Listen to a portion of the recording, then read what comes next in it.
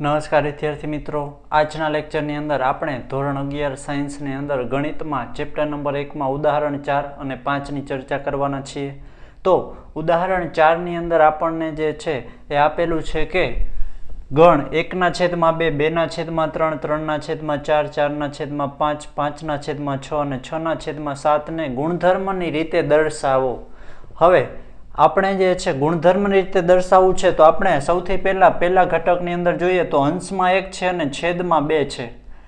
બીજામાં અંશમાં 2 છે અને છેદમાં 3 છે. એનો મતલબ અંશ કરતા છેદ જે છે એ 1 મોટો છે. તો સૌથી પહેલા આપણે આને જે છે x ઘટક તરીકે વિચારીએ તો x કે જ્યાં તો x શું છે તો કે x જે છે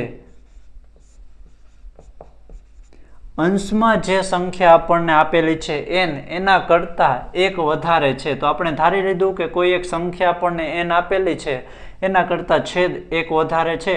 તો x કે જ્યાં x nના છેદમાં n+1 થાય. હવે અહીંયા આપણે n શું છે દર્શાવવો ફરજિયાત છે કે આ n એટલે શું? તો n એટલે કે 1 2 3 4 એમ 7 સુધીની સંખ્યા છે. પણ આ 7 સુધીની સંખ્યા જે છે કેવી છે? પ્રાકૃતિક સંખ્યા છે. કારણ કે 1 અને 2 વચ્ચે તો 1.1 1.2 ઘણી બધી સંખ્યા આવતી હોય. તો આપણે અહીંયા જે છે એ કઈ મૂકવાની? તો જ્યાં n પ્રાકૃતિક સંખ્યા છે અને હવે પ્રાકૃતિક સંખ્યા 1 2 3 4 5 6 7 8 9 10 એમ અનંત સુધી છે. આપણે અનંત સુધી જવાનું નથી, આપણે તો 1 થી 7 સુધી જવાનું છે. તો અહીંયા આપણે 6 મૂકી એટલે કે 6 + 1 તો n ની કિંમત આપણે 6 સુધી જ લઈ જવાની છે. તો n ની કિંમત જે છે અહીંયા 1 મૂકી ત્યારે આ 2 થશે, 2 મૂકી તો આ 3 થશે, 3 મૂકી તો 4 થશે, 4 મૂકી તો 5 થશે, 5 મૂકી તો 6 થશે અને n ની જગ્યાએ 6 મૂકશો એટલે આ છેદ 7 થઈ જશે. તો સંખ્યા 7 સુધી છે પણ આપણે n ની કિંમત 6 સુધી જ લઈ જવાની છે. અને તો n જે છે એ 1 અને 1 થી મોટી પ્રાકૃતિક સંખ્યા છે તથા 6 અને 6 થી નાની પ્રાકૃતિક સંખ્યા છે. તો n જે છે એ 1 થી 6 સુધીની પ્રાકૃતિક સંખ્યા આપેલી છે. તો આ જે છે આપણે ગુણધર્મની રીતે દર્શાવી દીધું છે કે જ્યાં x જે છે એ તમને મળી જાય.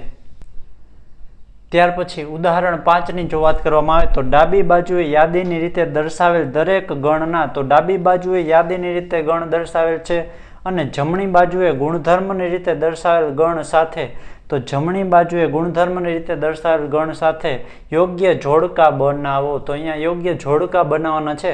તો સૌથી પહેલા આપણે જોઈએ કે PRINCAL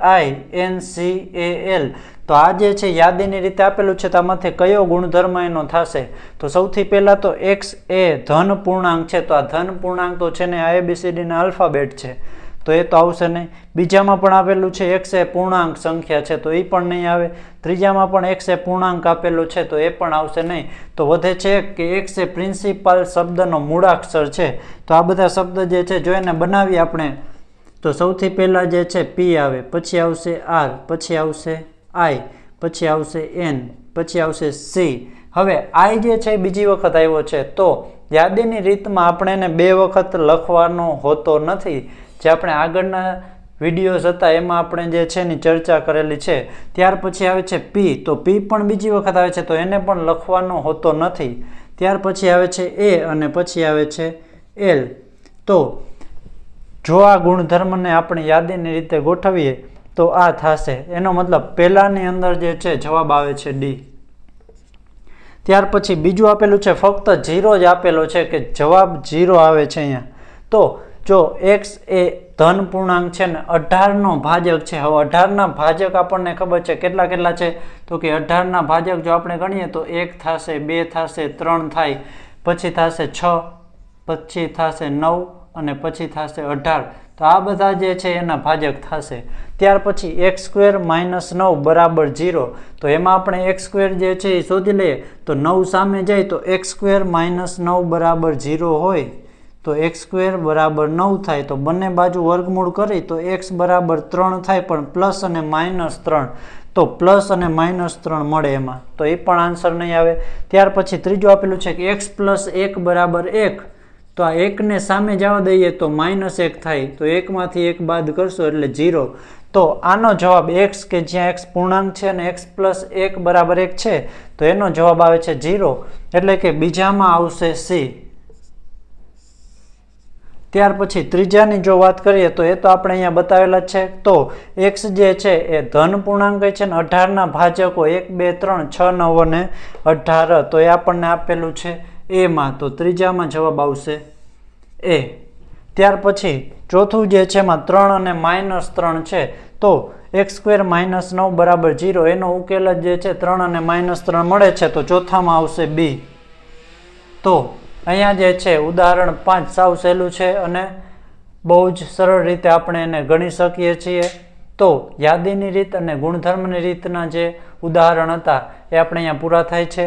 નેક્સ્ટ વિડીયોની અંદર આપણે સ્વાધ્યાય જે પહેલું છે તે શરૂ કરવાના છીએ. તો મને આશા છે કે તમને બંને રીત સમજાઈ ગઈ હશે. તો ફરી પાછા મળીશું એક નવા જ વિડીયોમાં, નવા જ દાખલા સાથે. તો થેન્ક યુ વેરી મચ.